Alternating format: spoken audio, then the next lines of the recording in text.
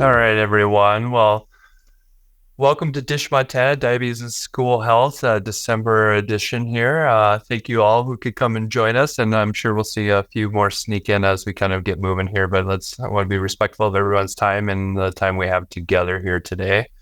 So just a couple things I wanted to run over before we get rolling is the reminder of continuing education hours. This session is open to one continuing education hour to those who complete greater than 75% of the live session and complete the post-session survey as well. Thank you to Logan Health for helping us run those continuing education credits through their education department as well.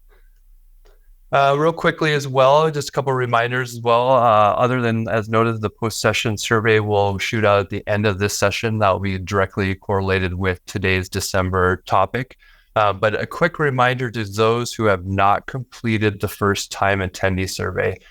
Just kind of a reminder, we're trying to gauge a little bit of a jump start to the program and a final piece to the program. This also helps us define, how many schools people are working with, how broad of a scope we're capturing, and confidence levels and things like that. So please keep an eye out for that. I may be following up after this session as well with a reminder email for that first-time attendee survey. Thank you to those who have completed it. But keep an eye out, those who have not, keep an eye out for it. And we really appreciate the feedback in the survey. Should only take you 10 minutes max if you're seeing 5 schools or something like that. Other than that, it should be really quick for you to complete. So thank you. We greatly appreciate that information. And let me know if you have any questions about it as well. So real quickly here too, and I'll just check in with Kate if she sees Allie on the list yet. Okay, awesome. Sorry, with my screen share, I can't see that. So just kind of want to welcome everyone again to the DiSH Montana program, and from the Montana pediatric side, it's collaboration with kind of the DiSH program, and Montana Pediatrics is a collaboration of the Montana-based providers, kind of helping to bridge gaps in specialty care across the state of Montana. And we're very thankful to be able to use some Helmsley Charitable Trust funding to help bring this program to Montana to better the experience for all those involved with kids with type 1 diabetes. I'll pass it over to you, Allie, if you're on there. Thanks, Matt. So I was just going to give a little intro to DiSH itself in case anyone is new here. So DiSH, or Diabetes and School Health, is a monthly school diabetes health teleconferencing program designed by school nurses and personnel for statewide colleagues who also share care for students with diabetes. The program was established in Wisconsin and then extended to Washington and now Montana. And I'll tell you a little bit more about it on the next couple of slides. So the program was inspired by something called Project ECHO, which is a large organization that provides telementoring programming for all sorts of health conditions across the world. It started in New Mexico for hepatitis C and has expanded broadly beyond that.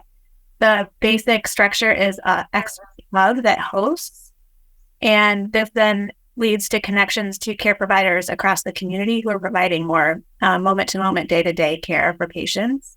And those we call spokes, or often PCPs, but in this case, it's school nurses. You're seeing our students with diabetes well more often than they're seeing their diabetes providers.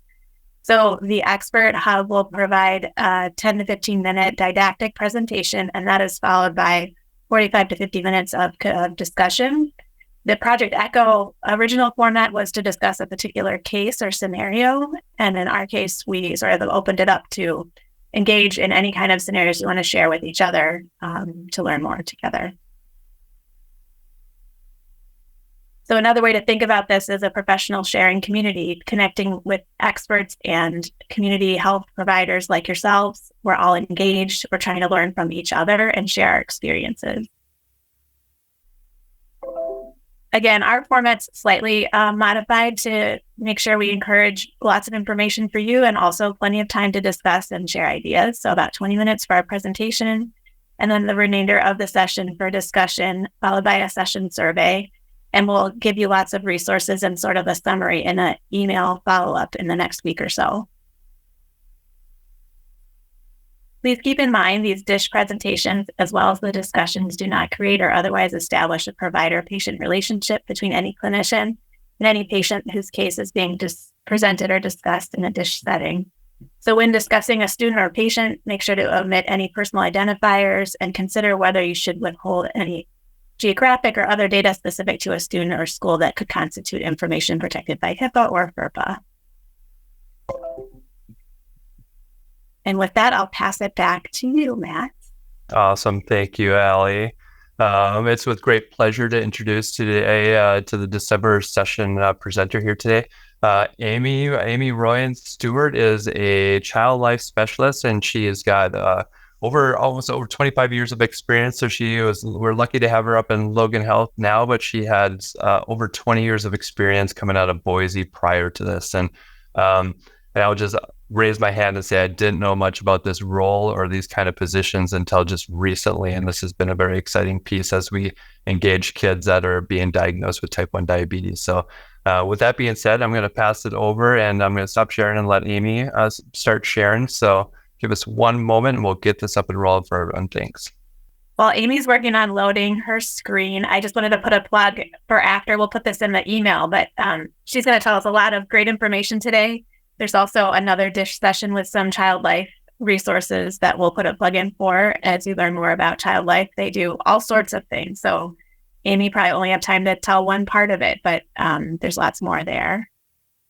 Well, thank you everybody for having me. I really do appreciate the opportunity to visit a little bit. While Matt's getting that pulled up, I'll just introduce a little bit of child life and what we do. We're clinically educated and trained in the developmental impact of illness and injury in the pediatric population.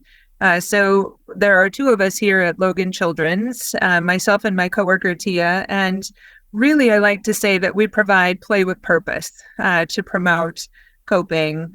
We do that through preparation for procedures, just to increase that knowledge and understanding for mastery over the healthcare encounter. Really educating kids about new diagnoses, helping them understand the why behind the what of a new diagnosis or a new illness. A patient and family-centered care. That's the Explorer, and to promote understanding of the medical experiences. So really giving them opportunities to play out. Play is their work, play is what they do, and play is how they learn and grow and understand a little bit more of what's happening. Normalizing play opportunities within the healthcare environment. And we do that through playing with the medical equipment and practicing and exploring different avenues that way. Patient and family-centered approach. Everything we do is patient and family-centered. It starts with the patient and it branches out to include the parents, the siblings, the cousins, that sort of thing. We really want them all to understand what's happening with that child and answer any questions that they might have along the way.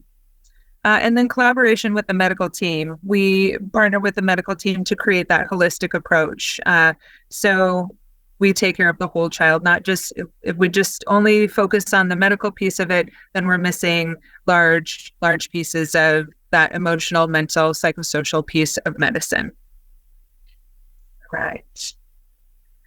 So objectives for today, just to summarize the child life stress potential assessment process. That's just the way child life specialists go about creating a coping plan for our patients, identify psychosocial factors impacting baseline coping in students, and describe ways in which to build resilience, autonomy, and plan in the school setting. So this is the stress potential assessment. We'll kind of go through some different bits and pieces, but we're really looking at those healthcare variables, those child variables, and those family variables.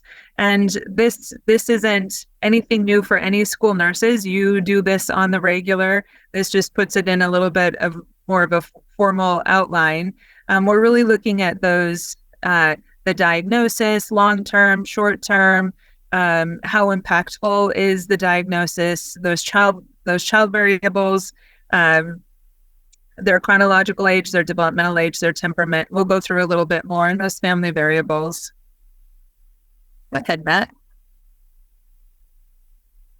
And again, those psychosocial factors impacting coping. Go ahead and change.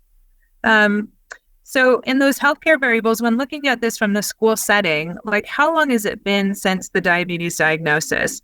And we're talking about kids from elementary school to high school. There's a wide variety of ages that we're looking at. But how long has it been since the original diagnosis?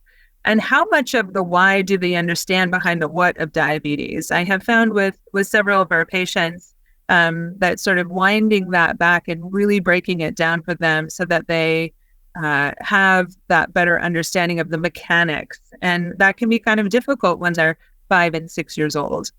And then what was the invasiveness of that diagnostic process? Did they have to be in the hospital, and were they in DKA, and did they have to be in the PICU? And, those sorts of things really come into play as we're creating a plan.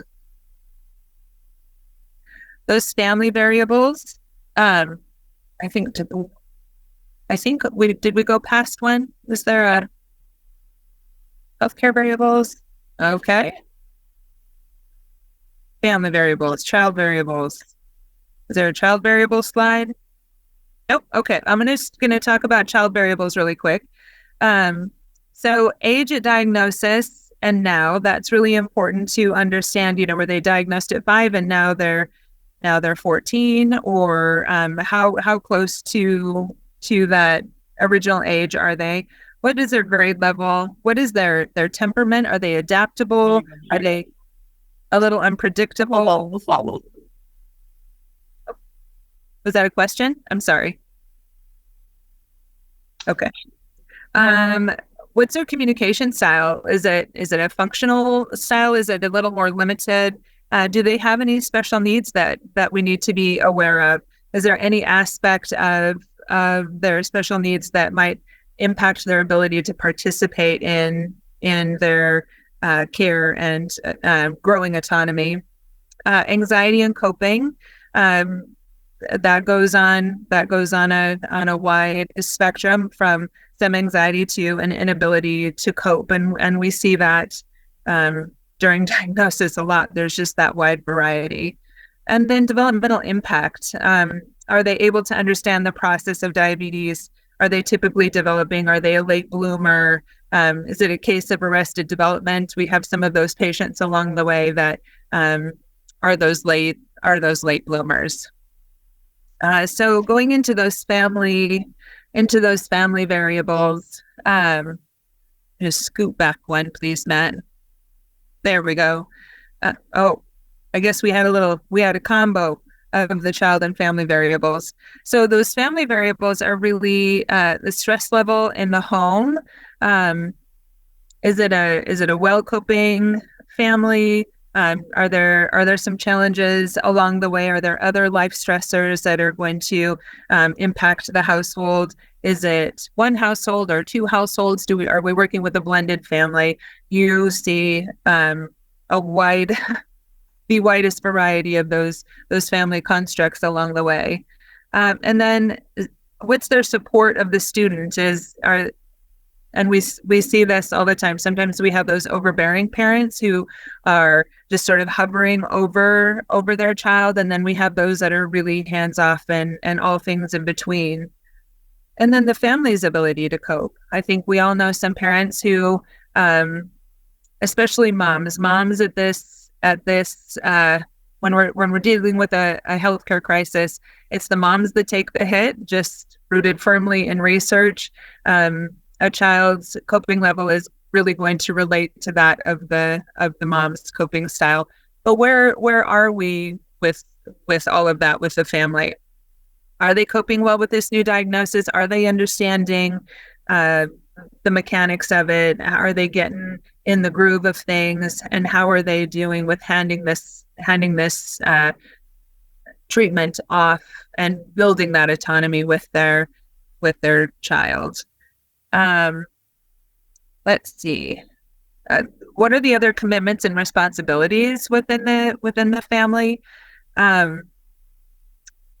You all on the front line see the good, the bad, and the ugly of those family constructs, and you see how much that impacts a child's ability to cope not only with their school commitments, but how is this diagnosis really impacting their ability to cope in school? You're just right on the front lines of that. And then communication with the medical team. How is the family communicating with the medical team? Do they have good, solid partnership in that, or is it a little stretched? And that can have an impact on that as well. Okay, Matt, thank you. Which goes into the school variables, right? We can add this in as a fourth variable when we're looking at creating that coping plan. How are we going to get kids to a place where they can find that place of autonomy and confidence in providing their own cares, and they're helping to make their own plan? Those school variables are, how are they doing academically? What's their schedule like? What's their class load? Where are they as far as their self-esteem and confidence and those peer relations? And has this diagnosis had an impact on that? And then managing sports and arts, choir and band and drama, all of that. So there are many variables that really create how we manifest a coping plan for each individual student. And let me just say, I'm the first to honor school nurses. I have many friends who are school nurses, and the load that you carry is wide. And I'm sure this is not a new review for you of all those variables and how you pulled all of that together to create a successful experience and foundation for these students. So next slide, please, Matt. So there we go. There's family variables. We can go on past that one. Thank you. So really, when we're looking at, building that resilience and autonomy and a school plan, we really want to know, does the child know the why behind the what? Do they have a good understanding of why this is important? And some of those kids, they do understand why it's important, and they're going through those teen years and they're a little challenged. And, we've seen plenty of patients here who are not as concerned with the why as we would like them to be. But then when creating that plan, who are going to be the helpers for them? And can they have a little bit of control over how the plan is going to work, when they're going to come to the office? Are they able to have a say in when that happens and how that happens? And are they able to be a part of that plan? And when all of those pieces come together and they have a bit of that control over some of those pieces, then their awareness increases, their knowledge increases, their power increases. And what we find here at the hospital is the more control kids can have over a situation, the better they're able to cope with the situation. And so moving on to the next slide, it really is a cycle that we see here at the hospital, when kids are able to have some control. And sometimes, here it's which finger do you want to poke this time, right? I mean, that's a very basic piece of control. But once they're able to have a little bit more of that control, it leads to a good baseline coping. And when they're coping, then they can feel a little bit more compliant with their care. And the more compliant they are, the more confidence that builds, which goes into that mastery and autonomy. Then they start to build that, which then just starts the cycle all over again. And so how do we take all of this information together and all of those variables and create an environment for them where they feel like they have control over how it's happening, such that they can manage some of those social relationships and manage when they come to the nurse's office and things of that nature. So taking into consideration all those variables to be able to elicit a good plan. Are there any questions at this point?